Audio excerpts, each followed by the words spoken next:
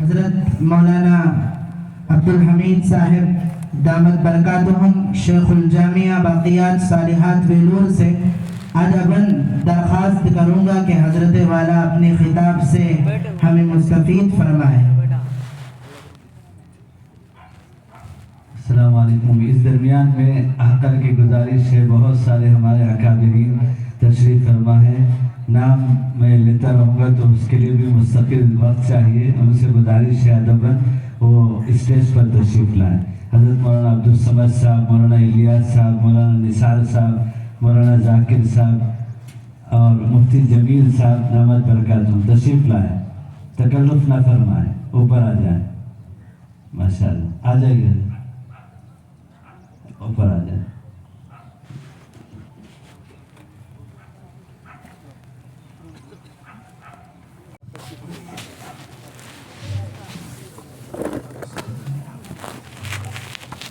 الحمدللہ رب العالمین والصلاة والسلام علی رسولہ خاتم النبیین سید الانبیاء والمرسلین وعلی آلہ وصحبہ اجمعین، اما بعد۔ اعوذ باللہ من الشیطان الرجیم، بسم اللہ الرحمن الرحیم۔ یا یحییٰ خذ الکتاب بقوہ وآتیناہ الحکم صبیہ، صدق اللہ العظیم۔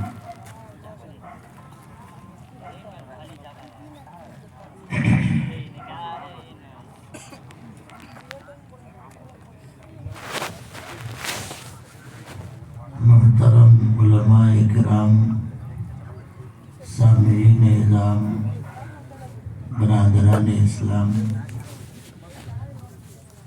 السلام علیکم ورحمۃ اللہ وبرکاتہ۔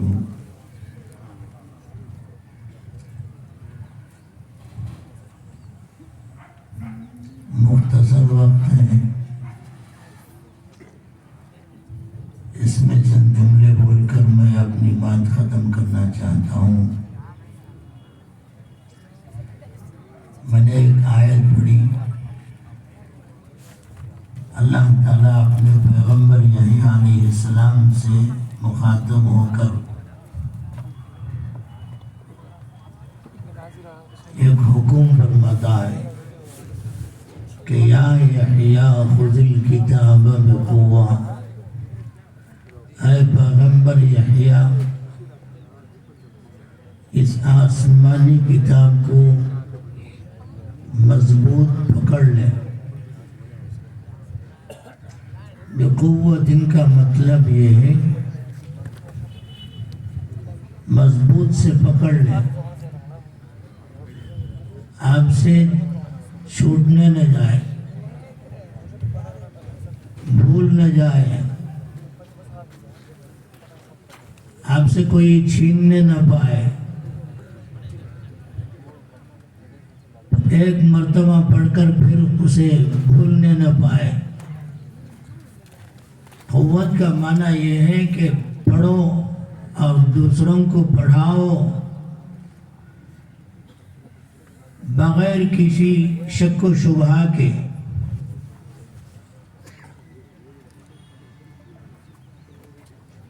اسے ایسے مضبوط پکڑ لیں کوئی دشمن آپ سے اس کتاب کو چھیننے نہ پائے۔ اہل تورات سے، اہل کتاب سے تورات چھوٹ گئی اور اہل کتاب سے انجیل چھوٹ گئی، اس لیے کہ انہوں نے اس کتاب کی طرف مڑ کر بھی نہیں دیکھا کہ اس کے اندر کیا چیز ہے۔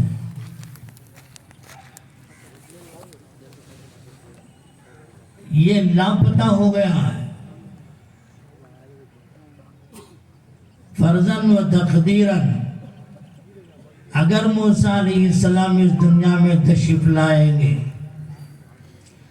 اگر عیسیٰ علیہ السلام اس دنیا میں تشریف لائیں گے اور اس کتاب کو دیکھیں گے تو فوراً بول اٹھیں گے کہ میری کتاب نہیں ہے، مجھے جو دی گئی ہے یا اور کتاب ہے۔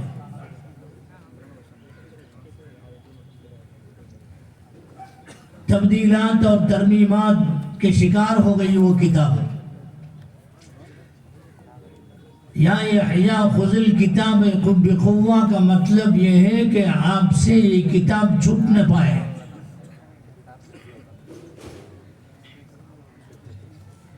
यही कुव्वत का माना। आजकल आप लोग जानते हैं कि इंटरनेशनल लेवल में कुरान पर हमला करने की कोशिश की जा रही है।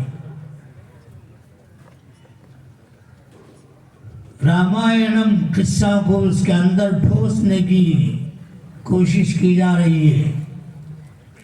कुरान में तब्दील लाने की कोशिश की जा रही है। उलमा और हुफ़ाज़ इसमें चौकन्ना रहना ज़रूरी है। இங்கே தமிழ் பேசக்கூடியவர்கள் நிறைய பேர் இருக்கிறார்கள். தமிழிலே பேசுங்கள் என்று என்னிடத்திலே சொன்னார்கள். 10-15 நிமிடம் தான் இருக்கிறது. எனவே இந்த விஷயங்களை மட்டும் உங்களுக்கு முன்னாலே எடுத்து வைக்கிறேன். இன்றைக்கு இருக்கிற சூழ்நிலையில் சர்வதேச அளவில் குர்ஆனின் மீது தாக்குதல் தொடங்க ஆரம்பித்து விட்டது. குர்ஆனின் மீது கை வைக்க ஆரம்பித்து விட்டார்கள். வட மாநிலங்களில் ராமாயண கதைகள் 117 மதரசாக்களில் ராமாயண கதைகள் குர்ஆனோடு போதிக்க வேண்டும் என்கிற ஒரு நிர்பந்தமான ஒரு ஆர்டர் வந்திருக்கிறது. அதை பத்திரிகை செய்தி வெளியிட்டிருக்கிறது. உலமாக்களும் ஹாஃபிஸ்களும் இந்த விஷயத்தில் கவனமாக இருக்க வேண்டும். ஹஜ்ரத் அபூபக்கர் சித்தீக் ரலியல்லாஹு அன்ஹு அவர்கள் சொன்ன வார்த்தை நம்முடைய நினைவிலே வர வேண்டும். அயுன்கசுத்தீன் வான ஹய்யுன், நான் ஹயாத்தோடு இருக்கவே என் தீனிலே ஏதாவது குறையை ஏற்படுத்த முடியுமா? முடியாது என்கிற சிந்தனை அபூபக்கர் சித்தீக் ரலியல்லாஹு அன்ஹு அவர்கள் வெளியிட்டார்.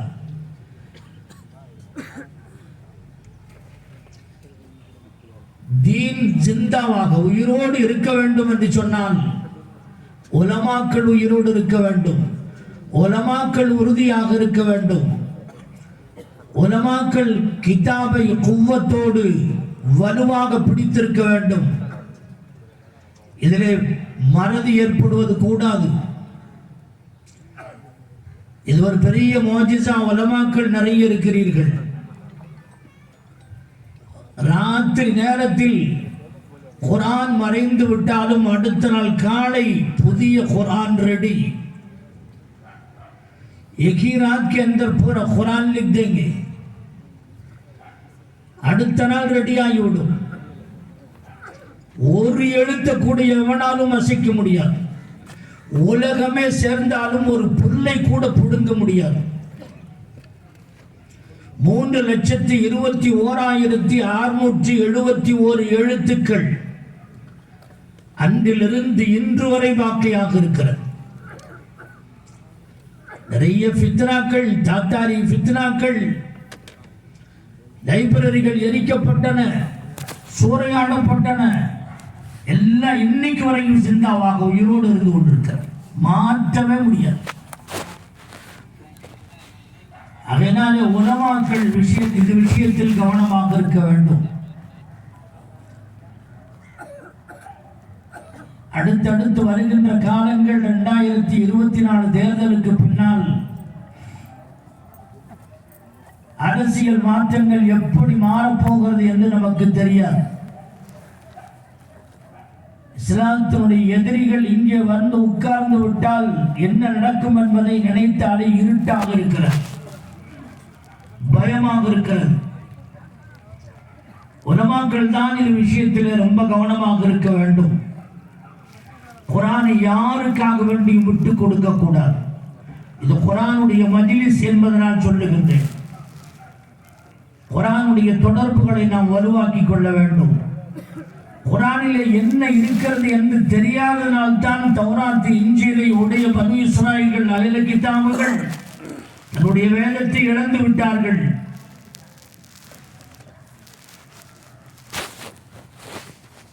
நான் ஆயத்தை வாசித்தேன். இது அருமையான ஒரு பெண்தரியின் சார்ட். மதாரிசுகளிலே வைக்க வேண்டிய ஒரு விஷயம். அசாத்திதாக்கள் தலபாக்கள் எல்லாருக்குமே पढ़ने वाले पढ़ाने वाले सबके लिए एक बेहतरीन चार्ट है. पढ़ना कैसे, पढ़ाना कैसे, அதனுடைய அதாயிகி எப்படி இருக்க வேண்டும், அதனுடைய தஃசீர்கள் எப்படி இருக்க வேண்டும், எல்லா கருத்தையும் உள்ளடக்கி வைத்திருக்கக்கூடிய ஒன்று, உலமாக்களுக்கு தேவையான ஒன்று. யா யஹ்யா ஹுஸில் கிதாப பிகுவ்வா வஆதைனாவுல் ஹுக்ம சபியன். சிறுபிராயத்திலேயே இளமை பருவத்திலேயே யஹ்யா அலைஹிஸ்ஸலாமுக்கு ஹிக்மத்தை கொடுத்தோம். ومن يؤت الحكمة فقد أوتي خيرا كثيرا. जिनको हिकमत मिल गई, बचपन ही में हिकमत मिल गई तो पूरी चीजें मिल गई. फकद ஊத்திய खैरन कसीरा. சின்ன வயதிலேயே அவங்களுக்கு இளம் வயதிலேயே கிதாபு கொடுக்கப்பட்டது. குர்ஆனுடைய இல்ம், குர்ஆனுடைய ஹுரூஃப்கள் அல்லாஹ் யாரை தேர்ந்தெடுக்கிறானோ அவர்களுக்கு தான் தருகின்றார். அவ்ரஸ்னல் கிதாப் அல்லதீன இஸ்தஃபைனா மின் இபாதினா. நாம் யாரை தேர்ந்தெடுக்கின்றோமோ அவர்களுக்கு தான் தருகின்றோம். அதிலே ருசுல்களை மலாயிகத்துகளை அல்லாஹ் தான் தேர்ந்தெடுக்கிறான். அல்லாஹ் யஸ்தஃபி மினல் மலாயிகத்தி ருசுலன் வ மினன் நாஸ். அதிலே அம்பியாக்களுக்கும் கிதாபுகளை கொடுத்திருக்கிறான், ஹாஃபிஸ்களுக்கு கொடுத்திருக்கின்றான், ஆலிம்களுக்கு கொடுத்திருக்கின்றான். அல்லாஹ்வால் தேர்ந்தெடுக்கப்பட்டவர்கள் இவர்கள் அந்த குர்ஆனை எப்படி கையாள வேண்டும் என்பதைத்தான் இந்த ஆயத்திலே சொல்லப்பட்டிருக்கிறது. உங்களுக்கு சிறு குழந்தைய இளமை பருவத்திலேயே குர்ஆன் கிடைத்திருக்கிறது. இளமை பருவத்திலேயே குர்ஆனுடைய மானாக்கள் கிடைத்திருக்கிறது. இளமை பருவத்திலேயே குர்ஆனுடைய ஹக்காயிக்குகள், அஹ்காமுகள், அகாயிதுகள் உங்களுக்கு கொடுக்கப்பட்டிருக்கிறது. அதை எடுத்து கடைசி வரை நிலைத்திருக்க வேண்டிய பொறுப்பும் கடமையும் உங்களுக்கு உண்டு என்ற கருத்தை தான் இது சொல்லுகிறது. அவர்கள் வெறும் இல்மை கற்றுக்கொண்டதோடு மட்டுமில்லை, வபர்ரம் பிவாலிதை, அவர்கள் வஹனானன், மக்களின் மீது ஷஃபகத்துள்ளவர்களாக இருந்தார்கள், மஹப்பத்துள்ளவர்களாக இருந்தார்கள். யாராவது கஷ்டப்பட்டால் அவர்களுக்காக வேண்டி உதவி செய்வது, அவர்களுக்காக வேண்டி கவலைப்படுவது, किसी के लिए रोना, किसी के लिए गम में और खुशी में शिरकत करना, இன்ப துன்பங்களில் பங்கு கொள்வது எல்லாமே. ஹனானன் என்ற வார்த்தைக்கு நிறைய பொருள். நம் சார்பாக அவர்களுக்கு மஹ்லூக்கின் மீது மஹப்பத்தை கொடுத்தோம், ஷஃபகத்தை கொடுத்தோம். பேரிடர் காலங்களில் பொது சேவை செய்வது இதிலே அடங்கும். யாருக்காவது இடையூறு, யார் வீட்டிலாவது மௌத்து விழுந்து விட்டது இதிலே அடங்கும். யாராவது போர்க்களத்திலே பாதிக்கப்பட்டிருக்கிறார்கள், இடர் காலங்களிலே பாதிக்கப்பட்டிருக்கிறார்கள், இதிலே அடங்கும். உலமாக்களாக இருக்கின்றவர்கள் சேவைகளும் செய்ய வேண்டும் என்ற கருத்து இதுக்குள்ளே இருக்கிறது. வஸகாத்தன், பரிசுத்தம், பாக்கீசகி அல்லாஹ் அவர்களுக்கு கொடுத்தான் யஹ்யா அலைஹிஸ்ஸலாமுக்கு. நம்முடைய பேச்சு சுத்தமாக இருக்க வேண்டும். हमारा कपड़ा पाक, हमारी नीयत पाक, इरादा हमारा पाक, எல்லாமே சுத்தமாக இருக்க வேண்டும். உங்களுடைய சால் சலன் எல்லாமே சுத்தமாக இருக்க வேண்டும். வஸகாத்தன் வபர்ரம் பிவாலிதைஹி, பெற்றோர்களுக்கு சேவை செய்யக்கூடியவர்களாக, ஹித்மத் செய்யக்கூடியவர்களாக இருந்தார்கள். துன்யாவுக்காக வேண்டி ஆசைப்பட்டு காசு பணங்களை பெருக்குவதற்காக வேண்டி அவர்கள் முயற்சிக்கவில்லை. நல்ல அக்லாக் உள்ளவர்களாக இருந்தார்கள், முத்தகி பரஹேஸ்காராக இருந்தார்கள். வகான தகியன் வபர்ரம் பிவாலிதைஹி வலம் யகுன் ஜப்பாரன் அசியா.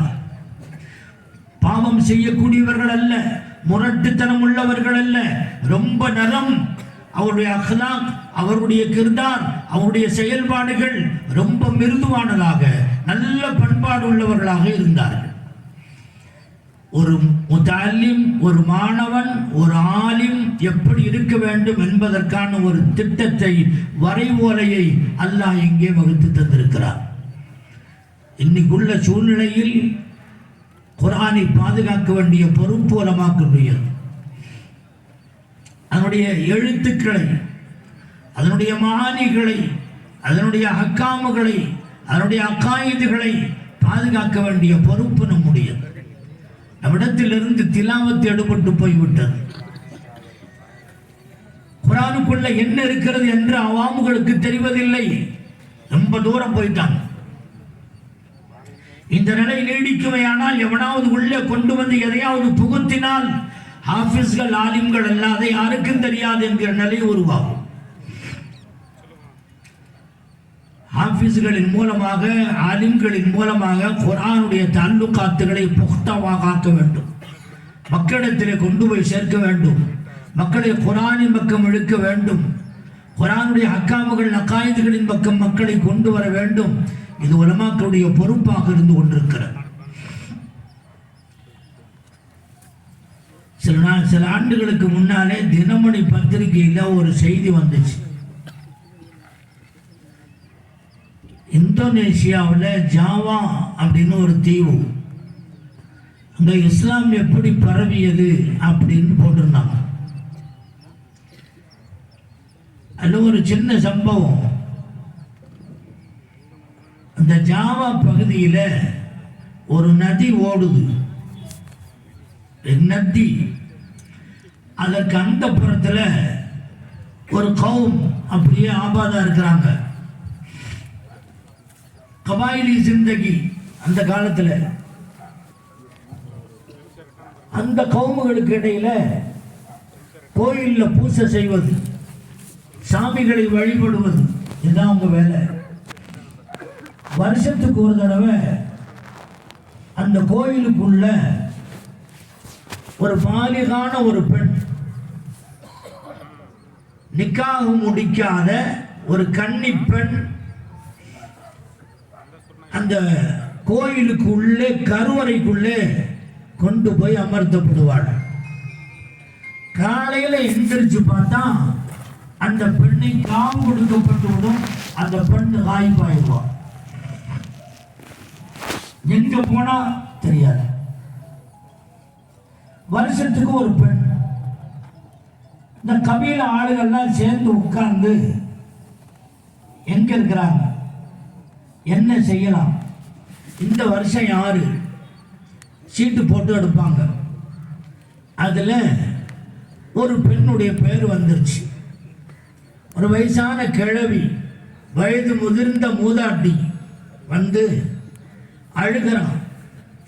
அங்க ஒருத்தர் நின்று இருந்தார். ஏம்மா அழுகிறீங்க, என்ன விஷயம்? நீ என் மகளை பெற்று பாசத்தோட வளர்த்த நானு, ஆனா இன்னைக்கு என்னுடைய பெண் நிக்காக முடிக்கலாம், அழகு பார்க்கலாம், பேரம் பேத்திகளை எல்லாம் பெற்று அழகு பார்க்கலாம் என்று ஆசைப்பட்டேன். ஆனால் இன்றைக்கு என்னுடைய இந்த பெண், என்னுடைய மகள் இன்றைக்கு சாக போகிறாள், காவு கொடுக்க போகிறார்கள் என்று எனக்கு கவலையாக இருக்கிறது. எனவே அழுகிறேன் என்று சொன்ன. கவலைப்படாதீங்க, நான் பார்த்துக்கிறேன். சொல்லக்கூடியவர் ஒரு ஹாஃபிஸ். அவர் சொன்னார், ஒண்ணு கவலைப்படாதீங்க, நீங்க போங்க சொன்னார்கள். ராத்திரி நேரம் வரையும் பார்த்து கொண்டே இருந்தார்கள். ராத்திரி, நடு ராத்திரியில் தூரத்தில் இருந்து ஒரு கப்பலை போன்று ஒன்று வருகிறது. சின்ன கப்பல் ஒன்று, தோணியை போன்று வந்து கொண்டிருக்கிறது. அதுல ரொம்ப பிரகாசம். எந்த அளவுக்கு பிரகாசம் என்று சொன்னால் கண்ணை பறிக்கிற அளவுக்கு ரோஷினி, பிரகாசம். அப்படியே லைட் அடிக்குது. இவர் பார்த்துக்கிட்டே இருக்கார். சூரே பக்கரா ஓத ஆரம்பிக்கிறார். சூரே பக்ரா ஓத ஓத ஓத ஓத அந்த ரோஷ்னி அப்படியே கம்மியாகி கம்மியாகி கம்மியாகி பக்கத்தில் வரும்போது ரொம்பவே இருட்டு அளவுக்கு வந்துருச்சு. பக்கத்தில் வந்துட்டான். வந்ததுக்கு பிறகு சுத்தமா இருட்டு. அந்த ரோஷனி எங்க போச்சுன்னு தெரியல. அதுக்கு பின்னால வந்து சஹருடைய நேரம், தஹஜ்ஜுடைய நேரம். அதற்கு பிறகு ஓதி முடித்ததற்கு பிறகு உள்ளே திறக்க சொன்னார்கள். அந்த கோயில் திறக்கப்படுகிறது. கோயில் உள்ளே அந்த பெண் உயிரோடு இருக்கிறாள். அந்த பெண்ணை கொண்டு வந்து வீட்டாரிடத்திலே ஒப்படைத்து, இந்த அம்மா உன் மகளை வச்சுக்க என்று சொல்லி கொடுத்து விட்டார்கள். அந்த பெண்ணுக்கு ஏற்பட்ட சந்தோஷத்திற்கு அளவே இல்லை. எப்படி முடிஞ்சது? அந்த ஹாஃபிஸ் சொல்லுகிறார், சூரே பக்கராவை ஓதுகிற போது ஷைத்தானை விட்டும் அல்லாஹ் பாதுகாப்பு தருகிறான். ஷைத்தானுடைய தீண்டுதலால் தான், ஒரு ஷைத்தான் தான் ஒவ்வொரு வருடமும் ஒரு கன்னி பெண்ணை காவு காக்க வேண்டும் என்பதற்காக வேண்டி, உயிரை குடிக்க வேண்டும் என்பதற்காக வேண்டி ஒவ்வொரு வருடமும் ஒவ்வொரு இடமா போய் கொண்டிருக்கக்கூடிய அந்த ஷைத்தான், அந்த பிசாசு, அதை சூரத்துல் பக்கராவின் மூலமாக ஓட விரட்டி விட்டேன். அது விரண்டோடி விட்டது. இந்த பெண் உங்களுக்கு பத்திரமாக கிடைத்து விட்டாள் என்று விளக்கம் சொன்னார்கள். அதற்கு பிறகு அந்த ஏரியாவில் இருக்கக்கூடிய அந்த கபீலா முழுவதுமே முஸ்லிமாக ஆகிவிட்டார்கள். இந்த செய்தியை யார்? தினமணி பத்திரிகையில ஒரு ஆலிம் தான் எழுதியிருந்தார். கண்ணியத்திற்குரியவர்களே, குர்ஆன் நம்மிடத்தில் இருக்கின்ற வரை எல்லா வகையான நுக்சானுகள், ஆபத்துகளை விட்டும் நாம் பாதுகாப்பாக இருப்போம். குர்ஆனை பாதுகாக்க வேண்டிய பொறுப்பும் கடமையும் ஆலிம்கள், ஹாஃபிஸ்களுக்கு உண்டு. அதை விட்டு கொடுக்க கூடாது. சித்திக் அக்பர் ரலியல்லாஹு அன்ஹு அவர்கள் சொன்ன வார்த்தை நம்முடைய உள்ளங்களிலே இருக்க வேண்டும். அயுன்கசுத்தீனு வான ஹய்யுன், நான் உயிரோடு இருக்கிற வரை தீனிலே எந்த விதமான குறைகளையும் ஏற்படுத்த விட மாட்டேன் என்கிற சூளுரை, என்கிற சபதம் உலமாக்கள், ஹாஃபிஸ்களிடத்தில் இருக்க வேண்டியது காலத்தினுடைய கட்டாயம் என்பதை நான் உங்களுக்கு சொல்லிக் கொள்கின்றேன். நேரம் மக்ரிபுக்கு நெருங்கி கொண்டிருக்கிற காரணத்தினாலே என்னுடைய பேச்சை நான் நிறைவுபடுத்திக் கொள்கின்றேன். அல்லாஹ் ஜல்ல ஷானு தஆலா இந்த ஹாஃபிஸ்கள், ஆலிம்கள், இங்கே பட்டம் பெறக்கூடிய அனைவர்களையும் அல்லாஹ் ஜல்ல ஷானு தஆலா அவர்களுக்கு தீனுடைய ஹித்மத்தை அதிகம் அதிகம் செய்வதற்கு தௌஃபீக் செய்வானாக. இந்த குர்ஆனை பாதுகாப்பதற்கு, இந்த தீனுடைய ஹித்மத் செய்வதற்கு அல்லாஹ் தௌஃபீக்கை தருவானாக என்று துஆ செய்து கொண்டு என்னுடைய வார்த்தைகளை நிறைவு செய்கிறேன். வாகுர் தாவானா அல்ஹம்துலில்லாஹி ரப்பில் ஆலமீன்.